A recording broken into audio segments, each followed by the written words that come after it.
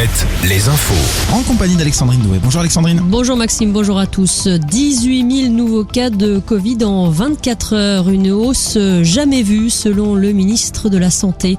Dans le même temps, la campagne de vaccination avance plus vite que prévu. L'objectif des 40 millions de premières doses de vaccins injectés devrait en effet être atteinte d'ici la fin du mois, soit avec un mois d'avance sur le calendrier initial.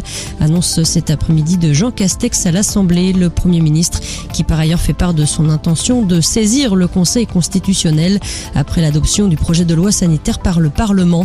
Le texte prévoit l'extension du pass sanitaire ainsi que l'obligation vaccinale des soignants. À noter que le port du masque ne sera plus obligatoire dans les lieux où le pass sanitaire sera demandé, sauf si la situation épidémique locale l'exige. En Charente-Maritime, le préfet a lui décidé d'imposer de nouveau le port du masque en extérieur dans 45 communes du département, communes du littoral essentiellement, où la fréquentation touristique est en hausse en cette période estivale. La Rochelle, les îles de Ré et d'Oléron sont notamment concernées. Une nouvelle étape dans l'enquête sur la mort de Steve Maia Caniço lors de la nuit de la fête de la musique en 2019 à Nantes. Le parquet a annoncé ce midi la mise en examen la semaine dernière du commissaire divisionnaire qui était en charge du dispositif policier lors de l'événement.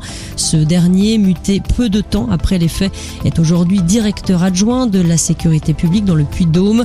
Un autre commissaire a lui été placé sous le statut de témoin assisté. La fin de la traque dans les Alpes-Maritimes. Un corps a en effet été repéré par les hélicoptères de la gendarmerie. Il s'agirait de l'homme de 33 ans qui était activement recherché depuis dimanche après la mort d'une femme de 32 ans.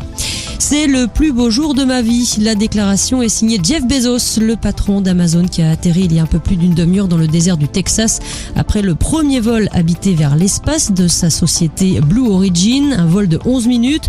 Jeff Bezos qui était pour l'occasion accompagné de 3 autres personnes, dont son frère, ainsi que d'une dame de 82 ans. Voilà pour l'info, je vous laisse avec Maxime. Ça laisse rêver. Merci beaucoup Alexandrine, à tout à l'heure pour le retour de l'actu. Toujours